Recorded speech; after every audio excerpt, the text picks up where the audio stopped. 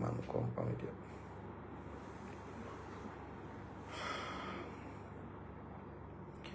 নমস্কাৰ আহিছেনে নাই হন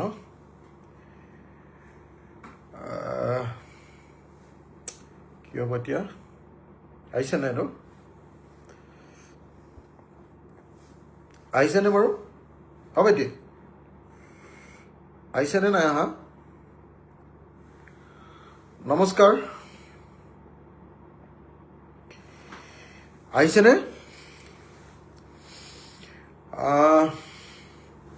নমস্কাৰ আপোনালোক সকলোলৈকে মোৰ বন্ধুসকললৈ যিসকল মোৰ ফেচবুকত এতিয়া এই ভিডিঅ'টো চাব খুজিছে তেখেতসকল সকলোলৈকে মই নমস্কাৰ জনাই আজিৰ মোক ক'বলগীয়া কথাকেইটা আৰম্ভ কৰিব খুজিছোঁ আজিৰ মোৰ লাইভ ভিডিঅ'টোৰ উদ্দেশ্য হ'ল অসমৰ মুখ্যমন্ত্ৰীৰ লগত শিৱসাগৰ চৰাইদেউ আৰু যোৰহাটৰ বানপানী সম্পৰ্কে মই কি কথা আলোচনা কৰিলোঁ আপোনালোকে নিশ্চয় গম পাইছে যে অসমৰ মুখ্যমন্ত্ৰীৰ সৈতে মই দুটা ঠাইত বৈঠকত বহিছিলোঁ এটা হ'ল মুখ্যমন্ত্ৰীয়ে যেতিয়া হেলিকপ্টাৰৰ পৰা নামিলে তেতিয়া তেখেতৰ নিমন্ত্ৰণ ক্ৰমে মই তেখেতৰ গাড়ীত বহি লৈছিলোঁ আৰু আমাৰ বৰ্ডিং ফিল্ডৰ পৰা ফুকন নগৰৰ আমাৰ যিটো বানপানী কেম্প আছিলে তালৈকে একেলগে একেখন গাড়ীত কথা পাতি গৈছিলোঁ আৰু তাৰ পাছত মই প্ৰস্তাৱ দিছিলোঁ তেওঁ অহাৰ আগতে যে আপুনি মোক 20 মিনিট সময় দিব লাগিব আৰু সন্মুখত ডিচি আৰু এডিচি সকল থাকিব লাগিব যিসকলে বানপানীৰ কাম কৰি আছে আৰু সেই অনুসৰি তেখেতে অ'কে বুলি কৈছিলে আৰু সেইমতে তেখেতে চাৰ্কিট হাউচলৈ মোক লৈ গৈছিলে আৰু চাৰ্কিট হাউচলৈ লৈ গৈ ডিচি এডিচি গোটেইকেইগৰাকী আমাৰ আৰু লগতে ৱাটাৰ ৰিচোৰ্চ মিনিষ্টাৰো আছিলে সুশান্ত বৰগোহাঁইৰ সন্মুখত এনে বহি আছিলে আমি আলোচনাত বহিছিলোঁ অসমৰ মুখ্যমন্ত্ৰীক মই মূলতঃ তিনিটা কথা কৈছিলোঁ মই প্ৰথম কথাটো কৈছিলোঁ যে মুখ্যমন্ত্ৰী ডাঙৰীয়া আমাৰ শিৱসাগৰ চৰাইদেউ আৰু যোৰহাটত যিটো বানপানী হৈছে এই বানপানীটো কেতিয়াও অকল ডাৱৰ বিস্ফোৰণ বা ক্লাউড বাৰ্ষ্টৰ ঘটনা নহয় ইয়াৰ লগত বৃহৎ নদী বান্ধৰ সম্পৰ্ক আছে আৰু এইটো প্ৰমাণিত হ'ব মই তাৰ ওপৰত কাম কৰি আছোঁ দ্বিতীয়তে মই কৈছিলোঁ যে আৰু এটা কাৰণ আছে যে নদীৰ মুখৰ পৰা সাংঘাতিক ধৰণে বোল্ডাৰ এক্সট্ৰেক্ট কৰা হৈছে গোটেইকেইখন নদী জাঁজি দিখৌ দিচাং এক্সট্ৰেক্ট কৰা হৈছে অবৈধ কয়লা খনন কৰি গোটেই পাহাৰবিলাক নাগালেণ্ডৰ পুৰা মানে অপেন কাষ্ট মাইনিং কৰি খতম কৰি দিয়া হৈছে আৰু ৩৭ নম্বৰ ৰাষ্ট্ৰীয় ঘাইপথটো নিৰ্মাণ কৰিবৰ কাৰণে আমাৰ অসমৰ এই গোটেইটোৰ এই তুলিৰ পৰা গোটেই মাটিবিলাক আনিছে গতিকে মই কৈছিলোঁ যে আমাৰ শিৱসাগৰ যোৰহাট আৰু চৰাইদেউ জিলাৰ এই ভয়ানক বিপদৰ কাৰণটোৰ এটা ভালকৈ নিৰীক্ষণ কৰিব লাগে তেখেতে কৈছিলে যে তেখেতে কেইদিনমানৰ পাছতে ছেটেলাইট মেপ লৈ গোটেই বস্তুবিলাকৰ এটা অনুসন্ধান কৰি সেই সম্পৰ্কে মোক জানিবলৈ দিব এতিয়া মই তেখেতসকলৰ লগত পতা মূল তিনিটা কথা কি কি আছিলে এক নম্বৰ কথা আছিলে মই কৈছিলোঁ যে আমাৰ শিৱসাগৰ জিলা প্ৰশাসন আৰু অকল শিৱসাগৰ নহয় যোৰহাট আৰু চৰাইদেউ প্ৰশাসন আটাইবিলাক ৰেস্কিউ অপাৰেশ্যনত ব্যৰ্থ হৈছে মই তেখেতক এডিচিক সন্মুখত থিয় কৰাই কৈছিলোঁ যে এই এডিচিৰ মতে আমাৰ এডিচিৰ মতে আমাক আজিৰ দিনটোত 115খনৰ পৰা 120খন নাও লাগে কিন্তু মোৰ সমষ্টিত য'ত 115খনৰ পৰা 20খন নাও লাগে তাত মাত্ৰ 12খন নাও আছে যাৰ কাৰণে আমি আমাৰ সমষ্টিটোৰ নতুনকৈ ডুবি থকা কোনো ঠাইৰ মানুহকে আচলতে আমি ভালকৈ ৰেস্কিউ কৰিব পৰা নাই বা উদ্ধাৰ কৰিব পৰা নাই তেতিয়া কৈছিলে যে মুখ্যমন্ত্ৰীয়ে ক'লে যে নহয় গোটেই অসমতে 115খন নাও নাই, ক'ৰ পৰা দিম মই, এনেকৈ ক'লে। তেতিয়া আমাৰ ডিচিয়ে ক'লে যে নহয়, মই মাজুলীৰ পৰা কেইখনমান 6খন নাৱৰ কথা পাতিছোঁ, 6খন নাও মাজুলীৰ পৰা আহিব। মই ক'লোঁ যে আমাৰ দিচাংমুখ আছে, মই দিচাংমুখৰ পৰা কাঠৰ নাও, হাত নাও বুলি যাক কয়, মই দিচাংমুখৰ পৰা কিছু নাও আপোনাক কৰি দিব পাৰিম। তেতিয়া এডিচিয়ে ক'লে যে 30খন তেনেকুৱা দিচাংমুখত নাও আছে। তেতিয়া মই ক'লোঁ যে আপুনি আৰু অকণ সহায় কৰি দিয়ক। তেতিয়া তেখেতে ৰবি কুট্টা ডাঙৰীয়া চিফ ছেক্ৰেটাৰীলৈ ফোন কৰিলে আৰু ক'লে যে মাজুলী, ধেমাজি, লখিমপুৰ, ডিব্ৰুগড় আৰু তিনিচুকীয়াত যিমান এনেকুৱা হাত নাও আছে বা কাঠৰ নাও আছে, সেই কাঠৰ কাৰণটো হ'ল এই নাৱৰ অভাৱ। তেতিয়া মই ক'লোঁ যে একদম দুৰ্ভাগ্যজনকভাৱে আমাৰ গোটেই ছিষ্টেমটো ফেইল হৈছে। মই ডিচিক সন্মুখত ৰাখি কৈছোঁ যে আমাৰ গোটেই ছিষ্টেমটো কমপ্লিটলি ফেইল হৈছে আৰু আমাৰ মানুহে এক বটল পানীও ভালকৈ পোৱা নাই। মই তাৰ কাৰণো অৱশ্যে ব্যাখ্যা কৰিছোঁ যে আকস্মিকভাৱে হোৱা বহুত ডাঙৰ দুৰ্যোগ। 2 নম্বৰ, যিবিলাক মানুহে সাধাৰণতে এনেকুৱা ৰিলিফ বিতৰণ কৰে, গাঁওবুঢ়া মণ্ডল, তেওঁলোকবিলাকৰ ঘৰতো গোটেইবিলাকত মানে আপোনাৰ বানপানী হৈছে। গতিকে বানপানী খোৱাৰ পাছত তেওঁলোকৰ কি হৈ গৈছে যে আমাৰ তাত একদম মানে গাঁও অঞ্চলবিলাকত কমপ্লিটলি মোবাইল নেটৱৰ্কটো নাইকিয়া হৈ গৈছে। এইফালে কাৰেণ্টটো নাই, কাৰেণ্ট কাটি দিছে আৰু মোবাইলৰ নেটৱৰ্কটো নাইকিয়া হৈ গ'ল। তাৰ ফলস্বৰূপে কি হৈছে, একচুৱেলি আজিৰ দিনটোত মই মুখ্যমন্ত্ৰীক স্পষ্টকৈ কৈছোঁ যে একচুৱেলি আমি পীড়িত মানুহবিলাকক, বানপীড়িত মানুহবিলাকক ভালকৈ পানীয় বটলো দিব পৰা নাই। ডিচিয়ে ক'ৰবাত দিছোঁ বুলি কৈছে, মই দেখুৱাই দিছোঁ যে এইটো মিছা কথা। একচুৱেলি আমি না পানী দিব পাৰিছোঁ, না বিস্কুট দিব পাৰিছোঁ, না আমি চাউল বা ৰেচন দিব পাৰিছোঁ, না আমি কেইটামান ফ্লাড ৰিলিফ কেম্প বনাব পাৰিছোঁ। ফ্লাড ৰিলিফ কেম্পো বনাব পৰা নাই। মই এইকেইটা কথা এটাকৈ দেখুৱাই দিছিলোঁ আৰু দেখুৱাই দিয়াৰ পাছত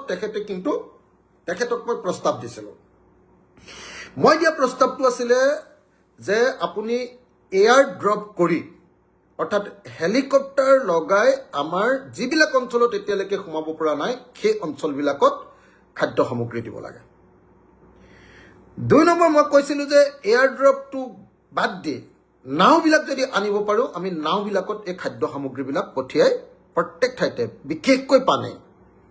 আৰু অন্য খাদ্য সামগ্ৰীবিলাক দিয়াৰ ব্যৱস্থা কৰিব লাগে। 3য় মই কথাটো কৈছিলোঁ যে কাইলৈ বা পৰহিলৈৰ ভিতৰত প্ৰত্যেকটো পৰিয়ালক, আগতে আমি যিহেতু দিব পৰা নাই, গতিকে প্ৰত্যেকটো পৰিয়ালক 5 কেজি চাউল, 2 কেজি দালি, তাৰপিছত মই কৈছিলোঁ যে 20 লিটাৰ পানী, 2 লিটাৰ মিঠাতেল, 1 কেজি আপোনাৰ নিমখ আৰু আপোনাৰ মহৰ ধূপ আৰু মমবাতি, এইকেইটাৰ এটা কিট বনাই, এটা পেকেজ বনাই মই প্ৰত্যেকটো পৰিয়ালকে দিব লাগে বুলি ক'লোঁ। তেতিয়া মুখ্যমন্ত্ৰীয়ে, মই বহুত দেৰি যেতিয়া লাগি আছোঁ, যুঁজি আছোঁ, তেতিয়া মুখ্যমন্ত্ৰীয়ে ডিচিক স্পষ্টকৈ ক'লে যে কিয় এনেকুৱা হৈছে, কিয় দিব পৰা নাই। তেতিয়া মুখ্যমন্ত্ৰীয়ে ক'লে যে MLAৰ হাতত অতি কমেও 25,000 লিটাৰ পানীৰ বটল দি দিব লাগে আৰু বিস্কুট দি দিব লাগে।